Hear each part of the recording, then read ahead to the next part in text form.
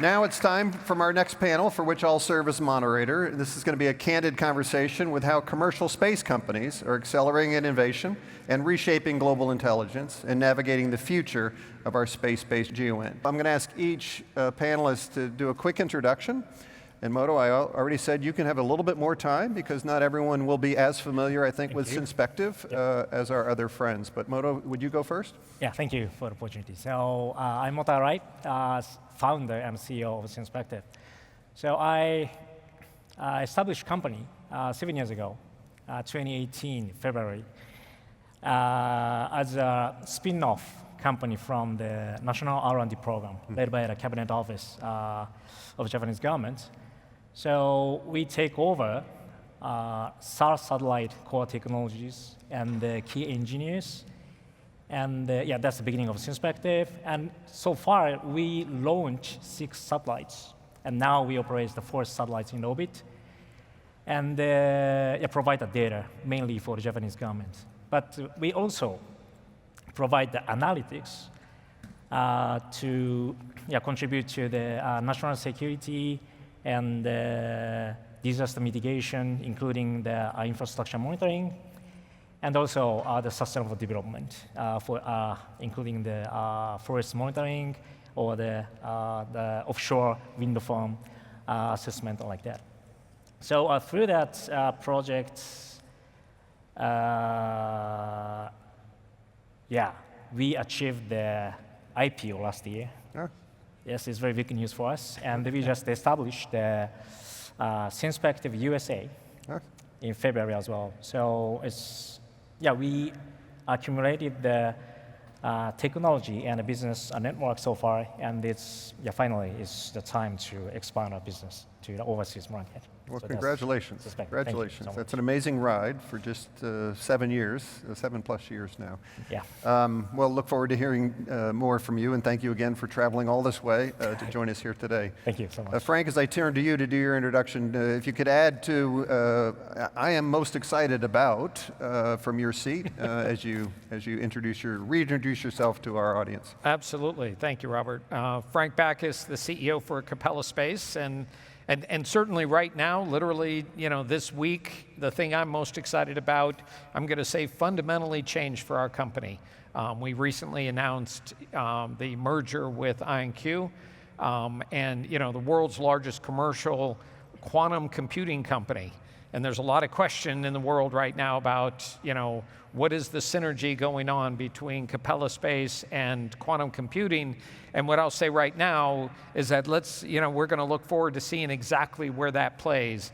But there's absolute value to our customers across the globe, near term and into the next generation of space systems. So we're really excited about what quantum computing and the quantum technologies that are working today terrestrially throughout the world, what that can look like when we bring it on orbit. Great. Thanks, Frank. And in the spirit of full disclosure, the moderator today is on the board of directors of IonQ. Today, I am the USGIF chairman, though, moderating this panel. So, Frank, I will let you take all of those questions today. But anyway, thank you. Brian, please. Thanks, Robert. Good morning, everyone. Great to be here. I'm Brian O'Toole. I'm the CEO of BlackSky. I guess the most exciting thing happening with us these days is successful launch of our Gen 3 satellite. We launched our first satellite in February.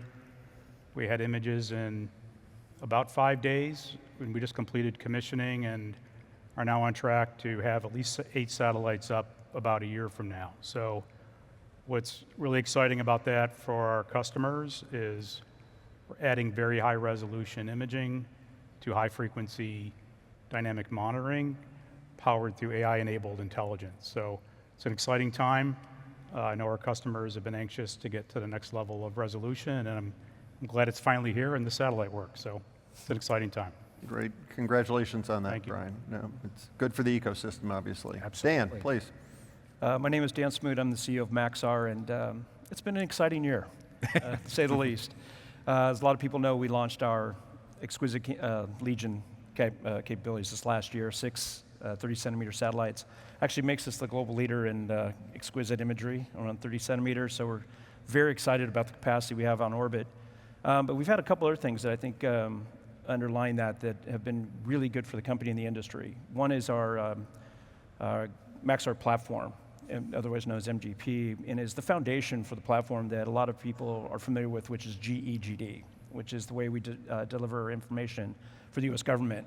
That platform is now available on a worldwide level, and we've been able to bring those capabilities forward. And I think the other thing that goes along that's very quiet about that is the tens of millions of dollars that we've been putting into the security around it to be able to deliver both unclassed and classified information, because the world's changing dynamically, and we're seeing this, and I know we're going to talk about this a little bit later, that a lot of governments are asking for information a different way. And I think the last thing that we're really excited about is the true evolution of what's going on in the geospatial side of the business, which is around the insights. The ability for us to be able to deliver things, and the large language models that we're now doing to really look at site monitoring and object detection and be able to get smarter about how we use this imagery is becoming really impactful now that we have this large constellation up. And then the last plug I'd like to say is it's also how you extend these capabilities to deliver new products. And this year we launched a product called Raptor. And Raptor is the ability to take 3D imagery now and create a navigation-based map to help for GPS-denied areas for drones. And so for the first time, we can now deliver a capability that can help the warfighter deliver its missions by having on board or even controlled 3D navigation system in a conflicted war zone through using these capabilities that we're delivering from our spaceborne assets. You weren't kidding. There's a lot going on. There's a lot going on. It's exciting. Across the board. So thanks again for mentioning and alluding to that international environment. We had the pleasure of having General Lynch on this stage about an hour ago talking from the NATO perspective, and of course from NATO, the contributions that this panel can make to the ongoing conflict in Ukraine. I'd love to hear from any of you, all of you, if about how you see that. One, any lessons that have been learned through the mother of invention being necessity that we should consider going forward, and two, if, maybe any obstacles that you've observed that we should address. So it's a jump ball. Anyone's welcome to take it first. Frank, you raised your hand. I raised my hand, but I mean, more than willing to jump in on this one first. Because of the work that we've been doing in the Ukraine since, I'm going to say, since before, quite frankly, that conflict started. We've learned specifically around the value of Earth observation data coming from the commercial community, from a tactical military perspective, not just an intelligence perspective. And really, but the barrier and the driver there is latency. You know, how quickly can we get from tasking through to the satellite, capturing the information, the data that you're interested in, getting that back processed and in the hands of the customer, the consumer, the warfighter who's interested in that particular piece of information. And latency has been a big challenge, without question. It's one of the reasons that we're excited about the INQ acquisition merger with us, is getting after what latency represents. And then the other side, as Dan mentioned, security. Sure. The need for us to be able to deliver reliable, secure data to those customers is more critical than it's ever been. And being able to take the technology and be able to create sovereign control and sovereign access is really what the next generation of these systems, the commercial systems, are going to represent. Right, great. Dan? We had a very interesting time a couple months ago when there was a shutdown in some information share, and I think that a lot of people recognize that in some articles about the GEG platform itself. I think what it really opened up the world's eyes to understand is that commercial GEOINT is incredibly impactful for defense and intel missions. And I think sometimes there was an understanding about what we did for base mapping and so forth, but truly how the information is used to help the warfighter really became apparent in these discussions. I think also what happened was we saw a shift in the geopolitical landscape that said that European nations and NATO, I've spent some fair time with NATO, was just out there a month ago, talking about how do we actually continue to build more capabilities and less reliance on one nation versus others to make sure that we're delivering this. Definitely having security around it, definitely creating sovereign nations, but what we're seeing now is a speed to adoption in international market that's accelerating like I've never seen before. Oh, yeah. We're seeing that nations are stepping up and they're realizing that they don't have time to go and build assets and get them on orbit and do stuff in a sovereign capability, that the commercial is its path to really develop this D&I capabilities that they need moving forward, and that our operational capabilities to deliver this information in a timely manner is becoming more and more important for them every day for their national security. So there's been a major shift because of just some recent policies to help open up the international markets. And then one thing I'd say, I talk about latency is, we've also gone from a world that it was hours to deliver information and imagery. Yeah. We're in minutes. Yeah. As we deliver this. And so I think the international community is really opening it up to understand that the commercial is its path to have these solutions moving forward. No, I agree. Brian, any thoughts? Yeah, just common themes. I think it's the speed. The speed to insight is the critical aspect in the market, and it's latency, but it's also accessed on-demand platforms where somebody within a few minutes can be trained and can be tasking satellites where and when they want to, and getting that information delivered in the systems that they need for decision making, pretty much on demand, and being able to turn that on and put the power in the hands of the warfighter or those who need it most in terms of intelligence capabilities. And so we spend a lot of time enabling the platform so that it can happen with just a few minutes. But then, to Dan's point, there's also a pretty strong momentum building in the market where our partners want to more rapidly build internal capacity, either through sovereign satellites, but also in software and AI. And I think that's where the opportunity is right now, as countries around the world really see the need to accelerate their space-based intelligence capabilities. And commercial is a really good way to get there very quickly that leverages things that are already on orbit, plus enter into long-term partnerships to help build that capacity over time. Yep. Yeah, and let me throw it over to please. Moto here Yep. for a second, Robert. The other thing that this really has done for us as a community is created a world of collaboration between our companies. I mean, we've been working closely with Synspective for years, literally, helping work with the advancement of their SAR processing capability, and them helping us in some of the capabilities that they're developing as well. Right. So to me, Moto, I mean, the work that, Japan represented our first largest customer before the US government.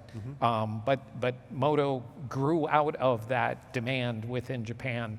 But that partnership and the collaboration has changed, I'm going to say, the way that we operate. It isn't just country to country. No, I agree. We're operating between companies. Yes. Yep, it's well said. And Moto, as I turn to you, General Lynch also mentioned the importance of the Asian theater and the challenge of a pacing threat. Yeah. Would love to get your perspective from Tokyo, from Japan, and maybe spend a second to talk about where the Japanese government is in their thinking, to Frank's point about developing capabilities. I think that would be useful for the audience. Yes. So yeah, thank you for the nice pass. Yes, actually, so I think the many, not only the Synspective, but also the many Japanese company, and we see the very huge demand comes from the JMOD and Cabinet Office, and anyway, Japanese government, due to the international, very huge national security needs, and especially how can I say, the collaboration with the friendly countries, friendly companies is very crucial. How can I say, competitiveness. It's going to be brought by this collaboration. So Japanese government recently, I think the current deployment of the budget is one of the, how can I say, advanced country in over the world. So the JMOD got the over $2 billion, even under the weaker Japanese yen. I think it's a very big budget. And also Space Strategic Fund. In total, I think $4 or $5 billion already approved by the Japanese Diet, support the manufacturing. But I think this is very, how can I say, a good opportunity for us. But we have to leverage this opportunity to make collaboration Right. to face the international demand, actually not only for this national security, but also the commercial business as well, based on the dual use concept. So I think to promote this collaboration, company level collaboration, how can I say, the regulation alignment or the roadmap alignment by the discussion among the several governments is going to be a very important factor, I think. Yep. Yeah. Thank you.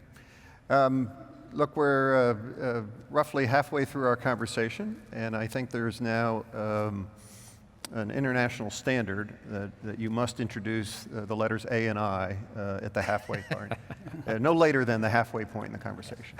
Now, to be fair, each of you have talked about analytics and value-added services and edge processing and the like, so I think we've already started. But I guess what I'd like to hear more from, and Brian, I'm going to start with you this time, just as a company that, okay, I'll say you can change this, but started with the idea, geez, I wonder if we can go get some world-class imagery from space at an efficient cost price. And you've done that. Obviously, your Gen 3 is an example that you know how to do that well. And I guess take the next step. Yep, the imagery is awesome, and by the way, nothing happens without that core imagery, but how do you see that next level of service being delivered from your company or with other partners going forward? Yeah, I think we're all doing similar things relative to using AI for imagery exploitation, whether it's SAR, exquisite, very high resolution imagery, things of that nature. The real opportunity next, I think, is how all this stuff starts to play together, right? Because at the end of the day, the end users just want the information they need to make decisions, and they need it to be accurate and reliable. But all of us have different phenomenologies that can contribute to that at different spectrum, different frequencies, tying foundational imagery to high frequency with SAR. It's really about how you now start to bring that together using AI to start getting up the value chain in terms of discerning patterns of life, trying to discern a little bit more than this is an airplane or a ship, but it's, wow, what's been happening there the last 3 or 4 days? What's changing? And what do I need to start paying attention to so that at the end of the day, you're delivering information to analysts and decision makers so they know what to go focus on.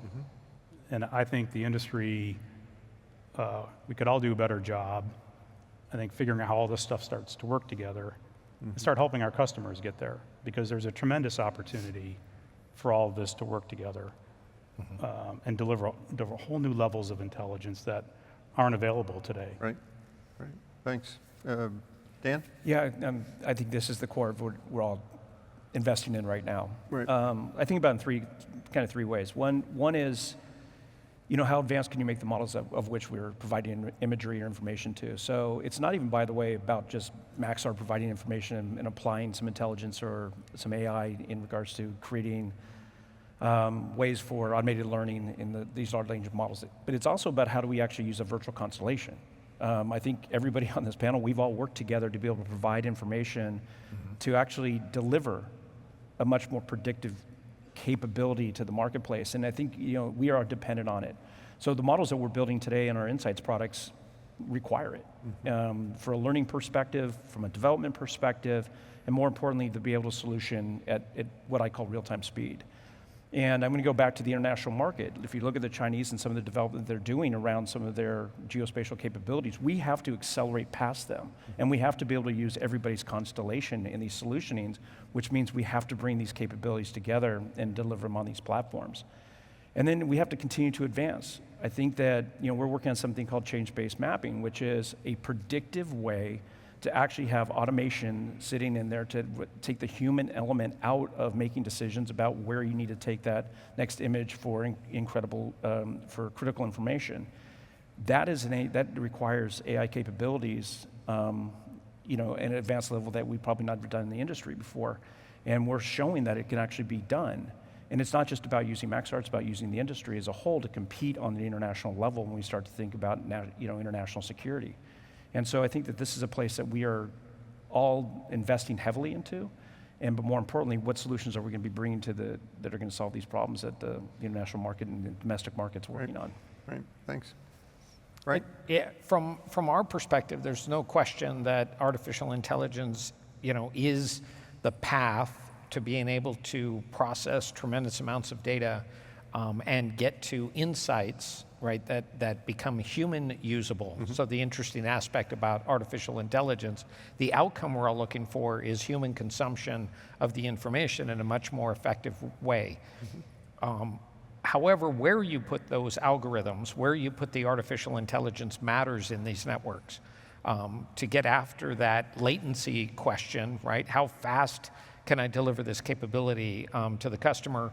One of the things that we're doing is putting onboard processing that is designed specifically for artificial intelligence algorithms on orbit. And we're doing that in our current architecture of satellites, is adding the ability to do onboard processing. And then, of course, with IonQ, which is one of the exciting things for us, is to be able to bring those artificial intelligence algorithms into a quantum computing data center. So I'm not exactly going to put a quantum computing data center on orbit this year, but the ability to move artificial intelligence algorithms at speed into a quantum computing data center where they can work on those AI algorithms at orders of magnitude more performance is definitely some of the work that we're looking at starting this year. Yeah, great.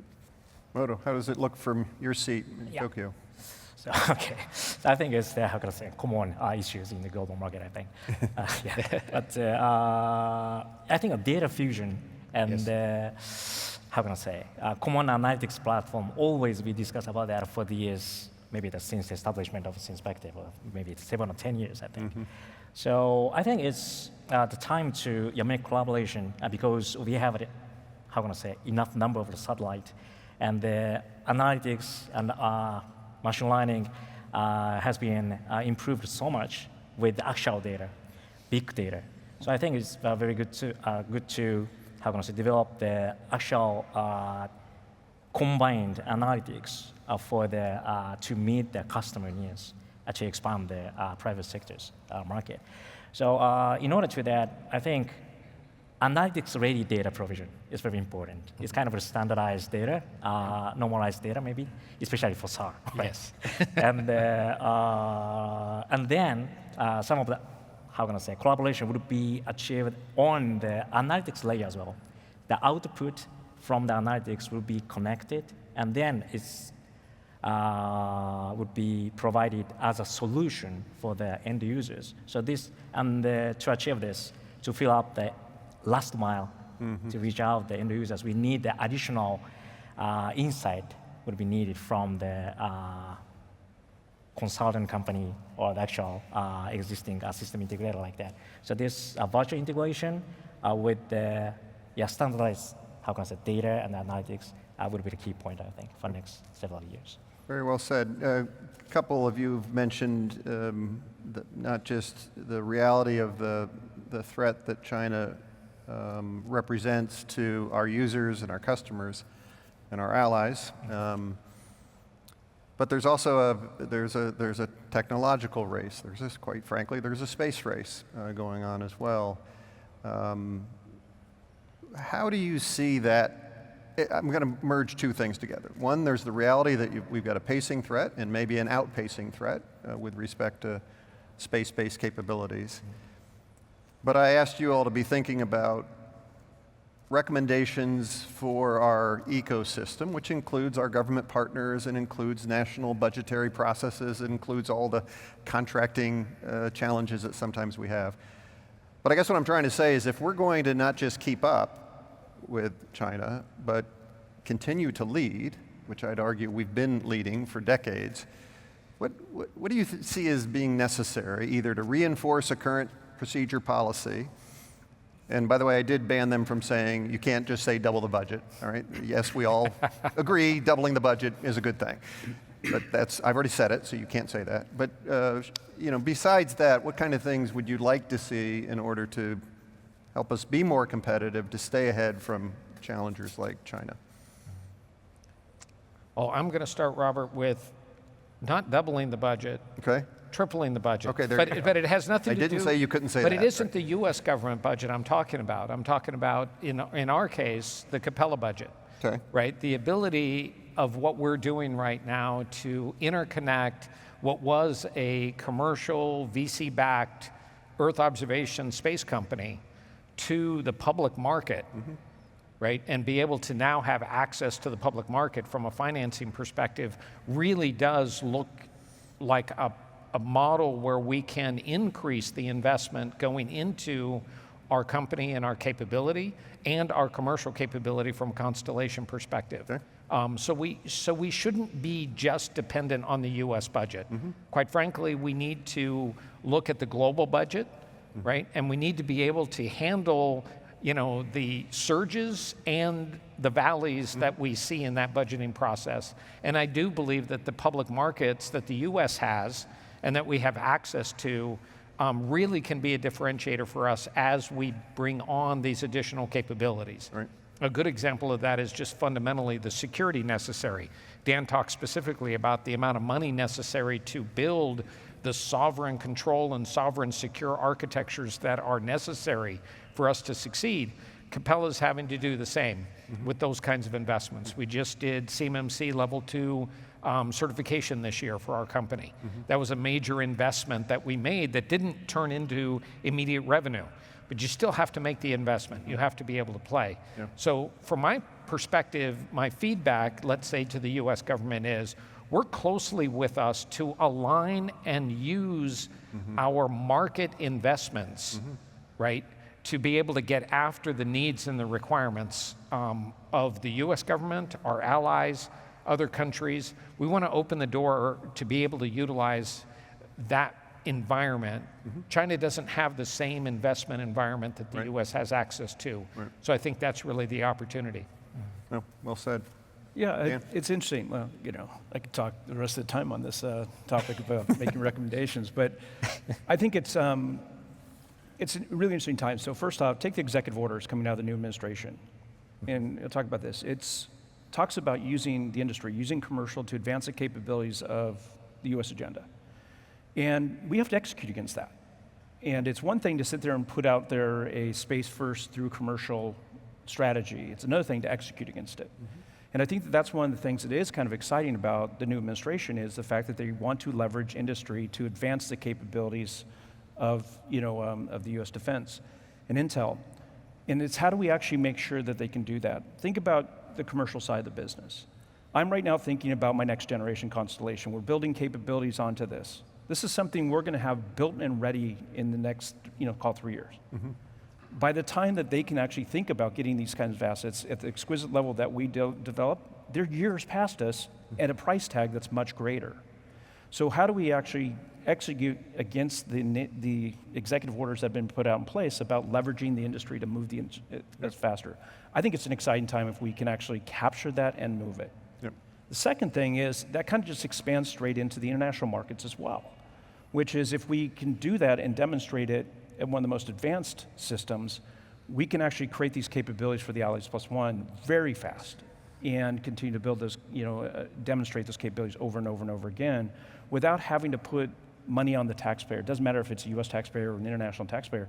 The money comes from those governments through certain ways. They should be streamlining the way that they can get the capabilities and get them to the market as fast as possible versus spending the dollars and trying to do something that's going to take years and time to get there. And so I think that this is a time where we have to execute against these initiatives. Yep, I agree. Doors open. Brian? Yeah, I think building on both of these points, there's actually a lot of capital on the sideline.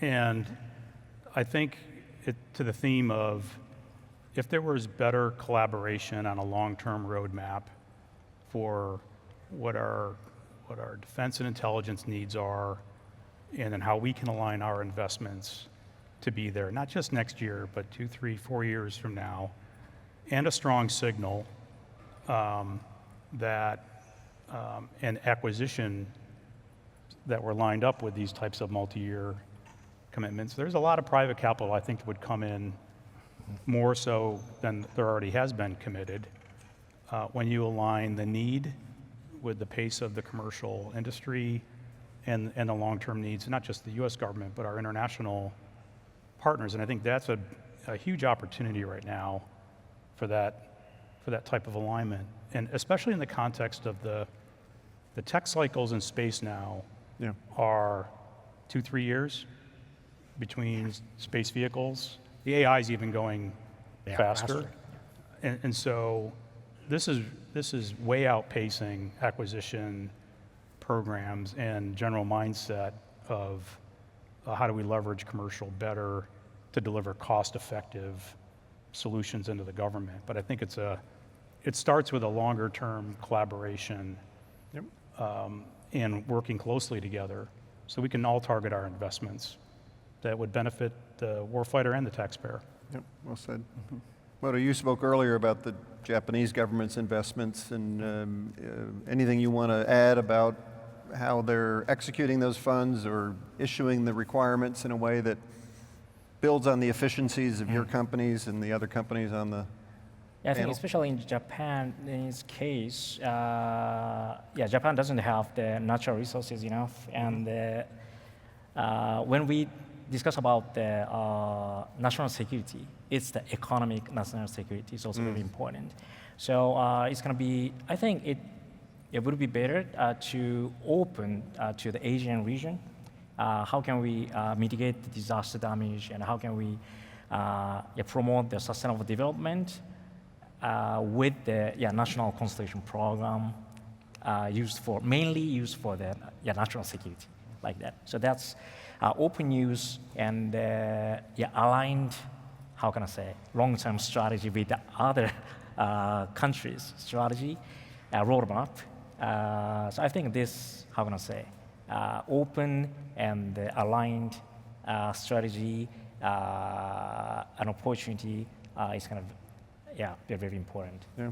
Key point for the Japanese companies, I think. Thank you. I got a question from the audience we did not talk about in advance. So we'll see how this goes. No. And by the way, you don't all need to respond if you don't need to. But the question is really about space-based policies, rules of behavior, maybe indemnification, issues about collisions and avoidance. Is there anything from your company's perspective that you'd either like to see or wish would be changed with respect to, and this is an international challenge, obviously, how our governments help create, I'll say, a safe environment for us to operate in? Any thoughts from the panel? Frank? My first thought on that is I think the government should be working in cooperation with the commercial companies that are on orbit. It's sort of like, are they there to take care of us on orbit, or are we taking care of us on orbit? And the answer to that question today is the commercial companies who are launching tens of thousands of satellites are operating in a cooperative way with each other already. Sure. Right? In order for us to fly to certain orbit, right, we have to fly through other people's constellations in the process. That coordination activity happens today. So we don't necessarily need the government to own it and control it all. We need them to be a cooperative partner in the process. And we see that very much from an international perspective as well. There's a lot of international cooperation when it comes to access to space. Nobody wants to see collisions on orbit. It would obviously be detrimental to all of us. So for me, I think a collaborative partnership, more than a hardcore controlling agency from a single company or country, is the answer. I think it's a broader solution. Great. Any other thoughts? Or? No, I think you covered well. I think one thing that's impressive, if you think about everything that goes on in the world, this is one area that there is good collaboration in regards to make sure that we're not colliding our assets into each other. It's scary. If anybody sits in their operating centers and you see an alert come on, about information, but if anybody's ever seen the space-based information or stuff that's actually on orbit right now in LEO. It's daunting. Yes. Yeah. But I think that is one thing that's impressive. And I even think in the U.S. government, we've done a much better job of sharing information and critical information to make sure that we're all successful. So I think there's always going to be room for improvement. I think as it gets even more crowded over time, it's going to be even create more needs for collaboration and communication. But so far, it seems like this is the one area the international world works together is to make sure that we don't go and hurt ourselves. Great. Robert, maybe Please, Brian. just a little bit of a different regulatory view is, Okay. I think, U.S. companies have a lot to offer to our international partners.